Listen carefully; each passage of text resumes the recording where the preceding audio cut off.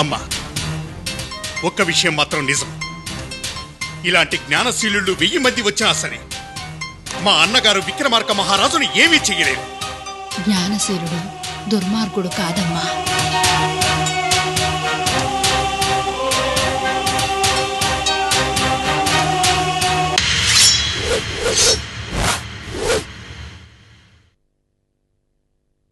బామ్మా, బామ్మ ఇంట్లో లేదా? లేదు, కోర్టు పని మీద బయటికి వెళ్ళింది. పర్వాలేదు. విక్రమార్కుడి పుస్తకం పూజ గదిలో ఉంది కదా, అదెళ్ళి తీసురా. 8వ కథ చదువుదాం. నేను చూశాను, అదెక్కడో పెట్టి లాక్ చేసి వెళ్ళిపోయింది. అయితే బేతాళుడు చెప్పిన 8వ కథ ఏంటో తెలుసుకునే దారే లేదా?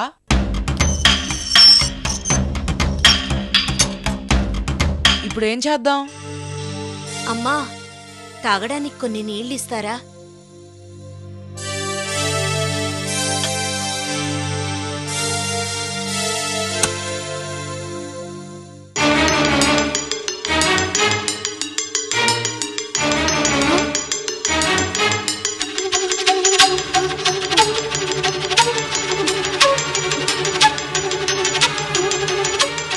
ఇవ్వమ్మా.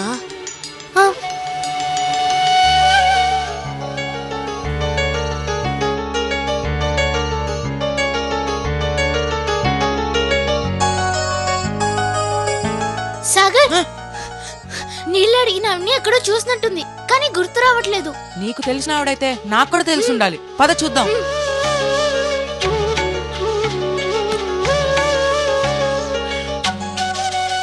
గుర్తుకొచ్చిందా? ఎవరు? ఎక్కడో చూసినట్టు మాత్రమే గుర్తొచ్చింది.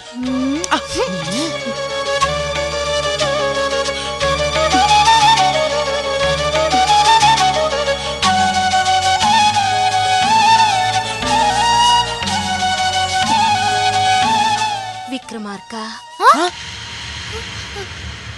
ఏమండి, ఎవరైనా ఈ సమయంలో అమ్మా లేదా దేవుడా అంటారు, కానీ మీరేంటి విక్రమార్క అన్నారు? విక్రమార్కుడే నాకు దేవుడమ్మా. అంటే విక్రమార్క మహారాజ్ గురించి అంతా తెలుసా? తెలుసమ్మా. బేతాళుడు విక్రమార్కుడు చెప్పిన 8వ కథ ఏంటో కూడా తెలుసా? తెలుసు బాబు. హాయ్,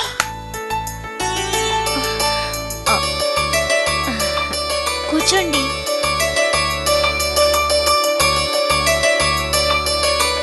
విక్రమార్కుడి కథలో మీకేం తెలియాలి? బేతాళుడు చెప్పిన 8వ కథ. ఓ, వందనసేన కథ.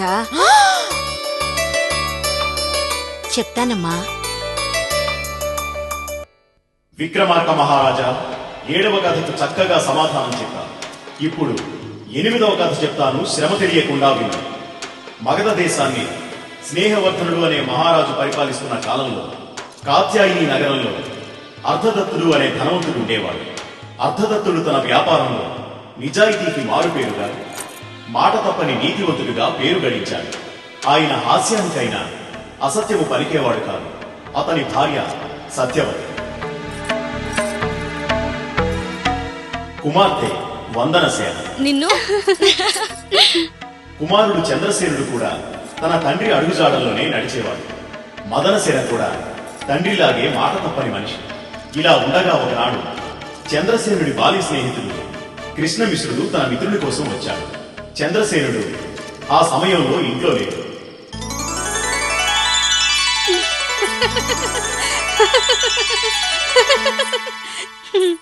ఏమండి,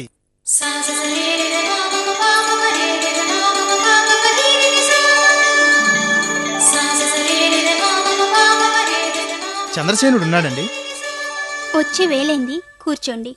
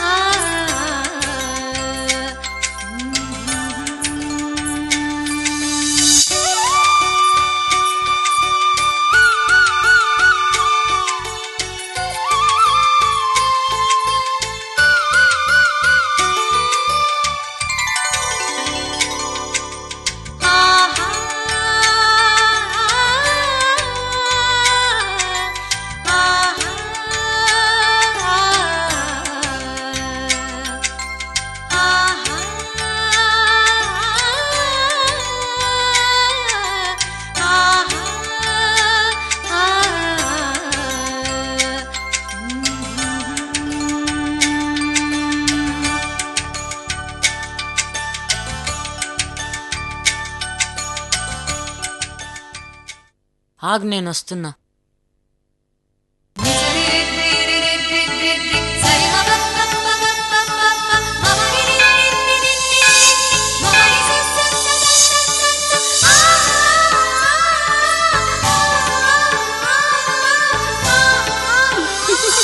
ఆగు ఆగు, వస్తున్నా.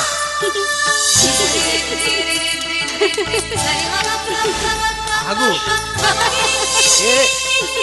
ఆగమంటే. ఆగు, ఆగమంటే.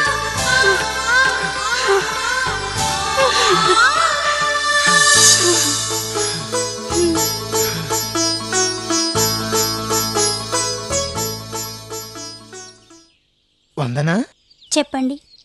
మనం ఇన్ని సంవత్సరాల తర్వాత మనం కలుసుకోవడం చూస్తుంటే నాకు చాలా ఆనందంగా ఉంది. నీకే కాదు, నాకు చాలా సంతోషంగా ఉంది.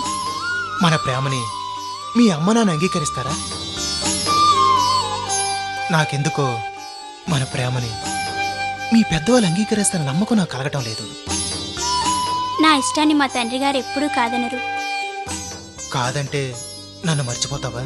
అసంభవం. నా మనసంతా నువ్వే నిండి ఉన్నావు. నువ్వే నా జీవితం. మాటిస్తావా? మాట తప్పడం మా వంశంలో లేదు.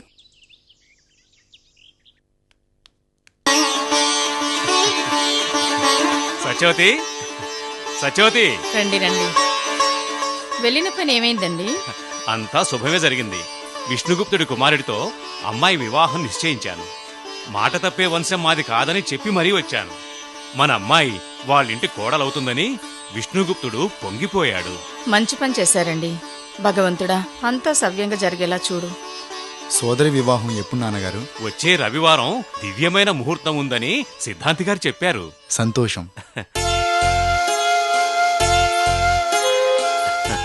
వివాహం ఎవరికి నాన్నగారు? ఇంకెవరికమ్మా, నీకే బంగారు.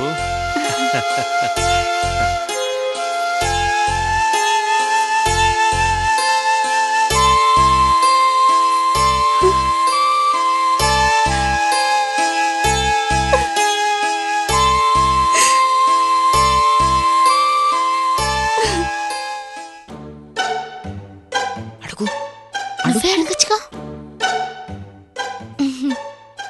ఏమండి, ఆ తర్వాత ఏమైందో చెప్తారా? తప్పకుండా చెప్తాను, కానీ రేపు.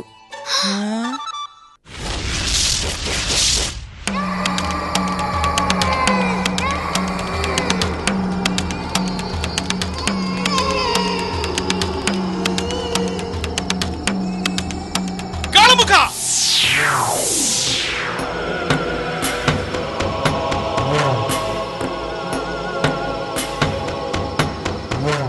ఇప్పుడు చెప్పు, ఆ నరసింహశాస్త్రి ఇంట్లో నా శక్తులు పరిచయకపోవటానికి కారణమేంటో చెప్పు.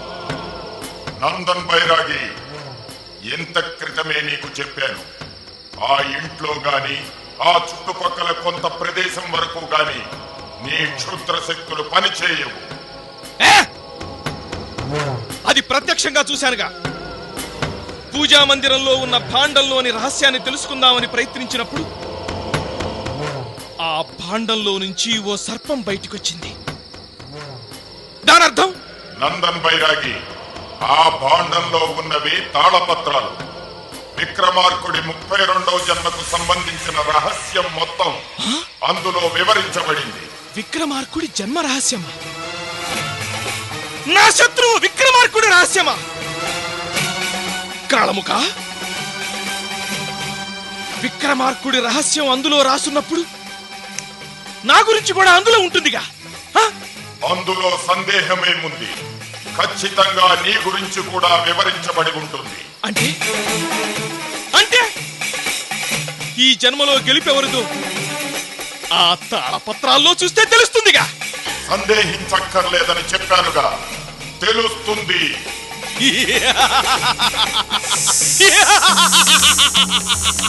కాళముఖ, నేనొచ్చిన పని చాలా వరకు పూర్తయింది. ఈ 32వ జన్మలో జరగబోయే యుద్ధంలో గెలుపు నాదేనని స్పష్టంగా తెలుస్తోంది. కాళముఖ, ఇదంతా నా విజయానికేనని కళ్ళకు కట్టినట్టు కనిపిస్తోంది. ముక్కన్నె పూజ కోసం, మూడో కన్య స్త్రీ కోసం ఉత్తర దిక్కుగా నేను బయలుదేరడం, అనుకోకుండా నరసింహశాస్త్రి ఇంటికి రావడం, అక్కడ మా చరిత్ర రాయబడిన ఆ తాళపత్రాలున్నాయని తెలియడం, దీన్నేమంటారు? ఇది యాదృచ్ఛికమా లేక నా అదృష్టమా? చెప్పు కాళముఖ, చెప్పు. నందన్ బైరాగి, నీ ఆవేశాన్ని అదుపు చేసుకుని జరగాల్సిన దాన్ని గురించి ఆలోచించు.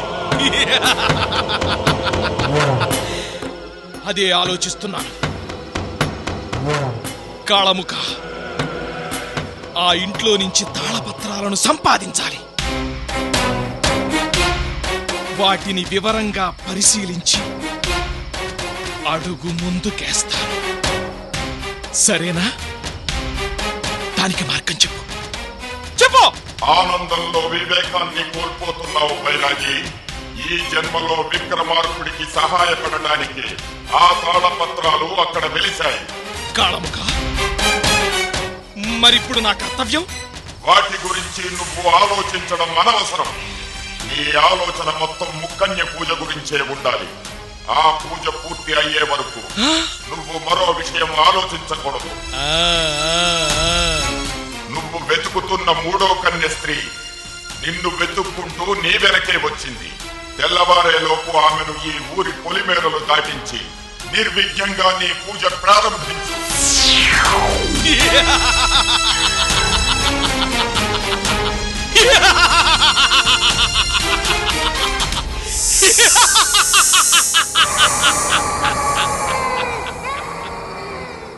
వాడు ఎవరితో మాట్లాడుతున్నాడు? ఏమో, వాడు మంచివాడు కాదు. ఇంటికెళ్ళి నాన్నగారితో జరిగిందంతా చెప్దాం.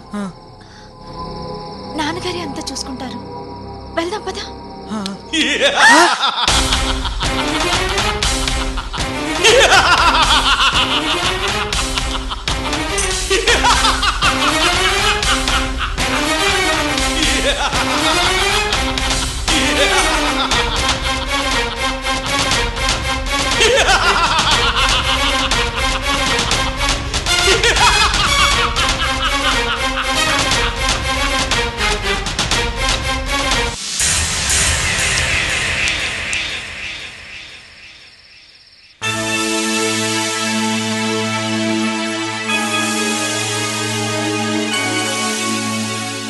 మైథిలి, మైథిలి, మైథిలి, మైథిలి, అమ్మా మైథిలి,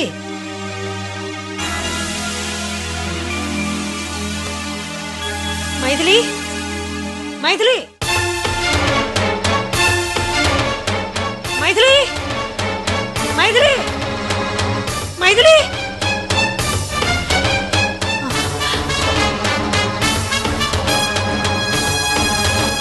అనంత,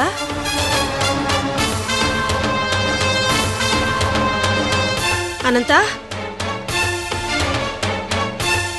అనంత,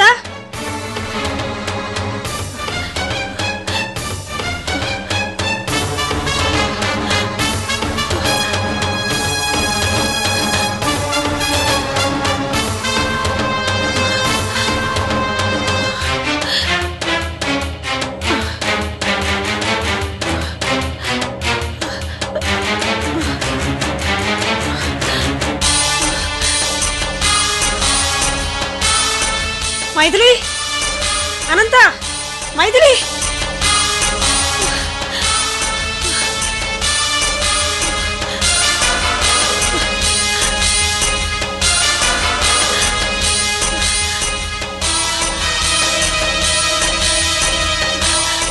ఏమండి, ఏమండి, ఏమండి, మన మైథిలి అనంత కనిపించడం లేదండి.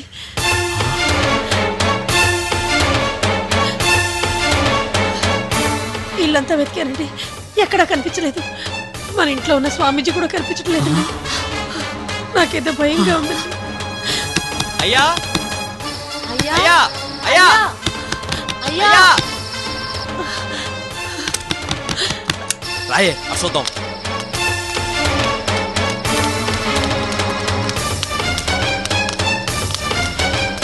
అయ్యా అయ్యా అయ్యా అయ్యా అయ్యా శాస్త్రి గారు. అయ్యా ఏమైంది? రండి చూపిస్తాను. రండి.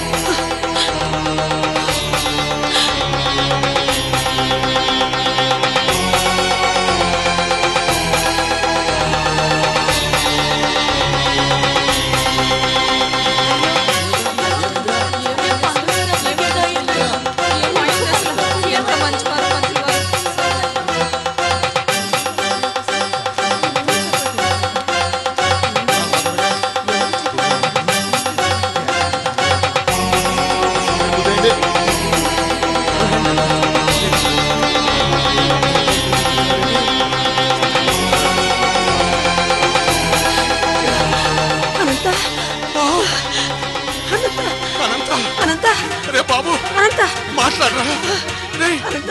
మాట్లాడమేమిట్రా? మాట్లాడరా. నిన్నేరా? ఏమైందిరా?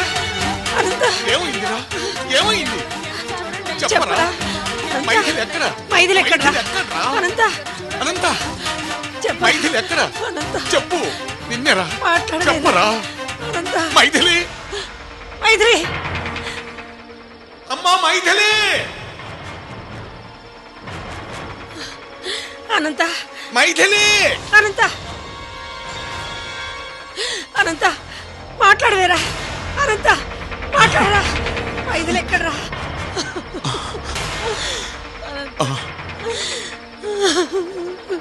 భగవంతుడా.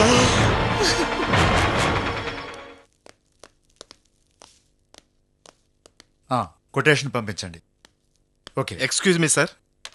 రా పట్టాభి, కూర్చో.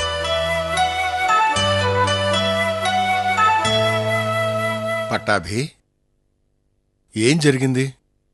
బాబూజీ, ఆ నాగావళి పర్వత ప్రాంతాల్లో మనకి తెలియని రహస్యాలు చాలా ఉన్నాయి. పట్టాభి, ఏంటి నువ్వనేది? రహస్యాలా? అవును సార్. అక్కడ గుడి ఉన్నమాట నిజం. విక్రమార్కుడి ఖడ్గం అమ్మవారి చేతిలో ఉన్నది కూడా నిజం. అక్కడ చిత్తరుడు అనే సిద్ధుడు అన్ని నిత్యం పూజలు చేస్తూ ఆ ఖడ్గాన్ని కాపాడుతున్నది కూడా నిజం. మరోవైపు కొందరు దుండగులా? అవును సార్.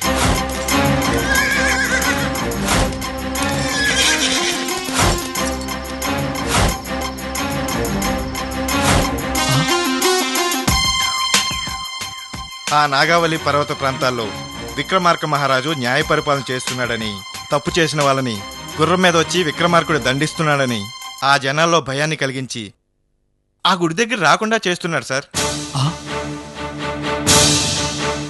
అంటే ఆ ఖడ్గం అక్కడి నుంచి తీసుకునే అవకాశం లేదా? అసలు ఇక్కడ ఏం జరిగింది?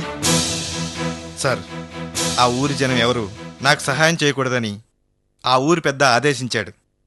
అయినా డబ్బు కాసిపడే బన్సారీ అనే వ్యక్తిని నేను మేనేజ్ చేశాను.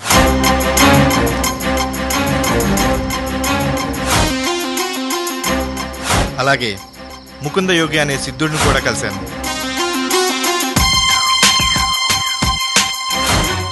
కాళీయోగుల్లో ఆయన ఒకరంట. నేను బట్టీనని కూడా ఆయనకి తెలుసంట. ఎలా తెలుసు? అదే సిద్ధుల మహిమ. మా అన్నయ్య విక్రమార్క మహారాజు కోసం నాగావళి పర్వత ప్రాంతం ఎప్పటి నుంచో ఎదురు చూస్తుందంట. విక్రమ్ తీసుకొస్తే మనం అనుకున్న పనులన్నీ సాధిస్తామని ఆయన చెప్పారు.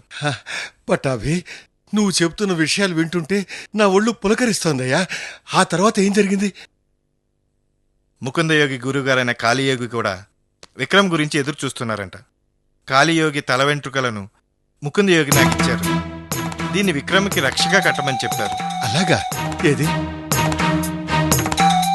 మరి ఆర్కియాలజీ ప్రొఫెసర్ జగదీష్ చంద్రబోస్ గురించి, సంజయ్ గురించి వివరాలు ఏమన్నా తెలుసా? లేదు. విక్రమ్తో పాటు నన్ను కూడా అక్కడికి రమ్మన్నారు. ముందు ముందు జరగబోయే విషయాలు మీకే తెలుస్తాయని చెప్పారు.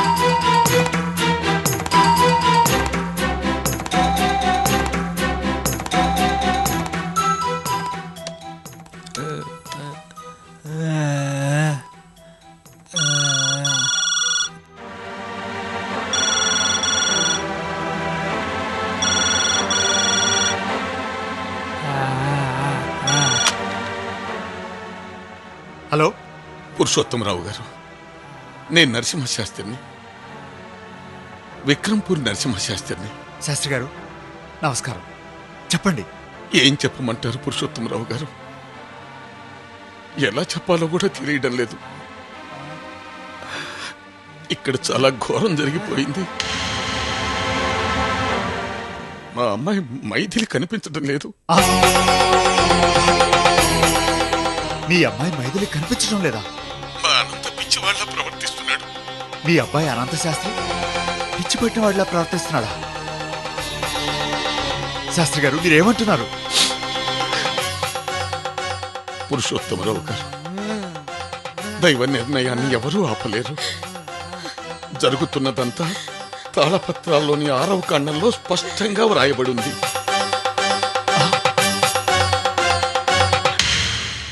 నందన్ బైరాగి మా అమ్మాయిని తీసుకువెళ్ళిపోయాడు. శాస్త్రి గారు, నందన్ బైరాగి మీ అమ్మాయిని తీసుకువెళ్ళిపోయాడా? ఎలా ఎలా సాధ్యం? పురుషోత్తమరావు గారు, నందన్ బైరాగి మా ఇంటికి వైష్ణవ బ్రాహ్మణ రూపంలో వచ్చాడు. వైష్ణవ బ్రాహ్మణ రూపంలోనా?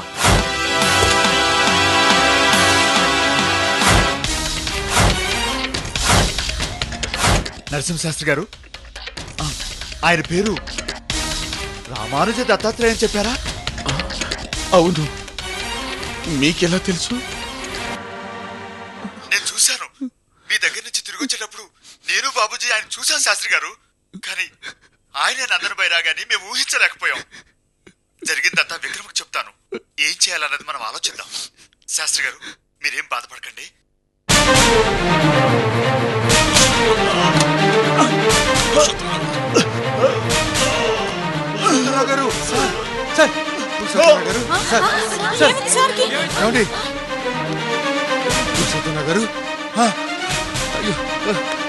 పట్టాభి ఎవరికి? డాక్టర్కి? అవును సార్. వద్దు, కారు ఏర్పాటు చేయి, మనమే తీసుకెళ్దాం. Okay.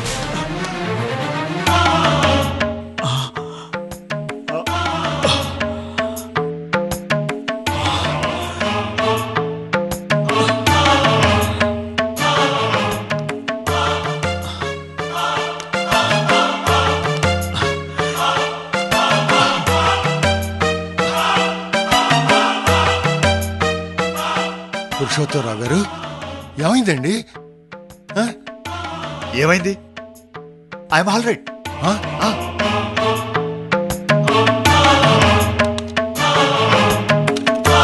Hello hello, Nandan Baira kidnap చేసిన ఆ 3వ కన్య ఎవరో కాదు, మన నరసింహశాస్త్రి గారి కూతురు మైథిలిని. అయ్యో, మైథిలినా? పట్టాభి ఇప్పుడు మనం ఏం చెయ్యాలయా? బాబుజీ, ఇప్పుడు మన చేతుల్లో ఏమీ లేదు. ఏదో ఒక మిరాకిల్ జరగాలి. పట్టాభి, విక్రమే దీన్ని ఆపాలి.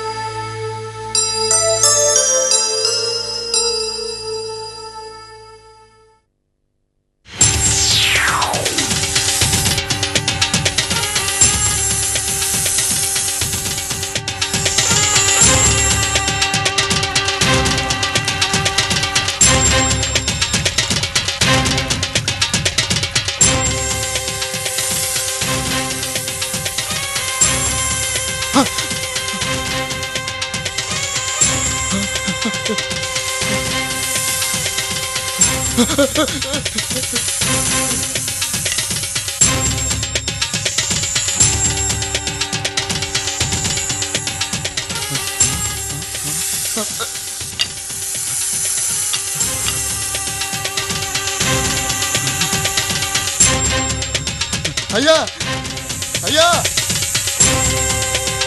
అయ్యా,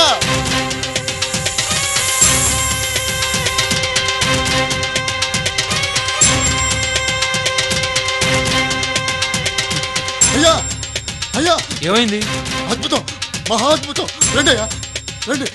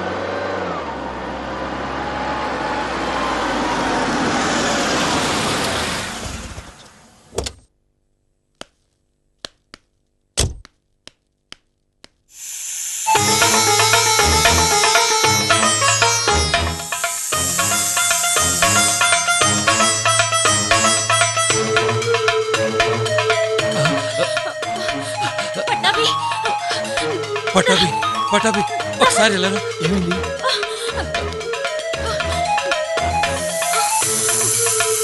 ఆ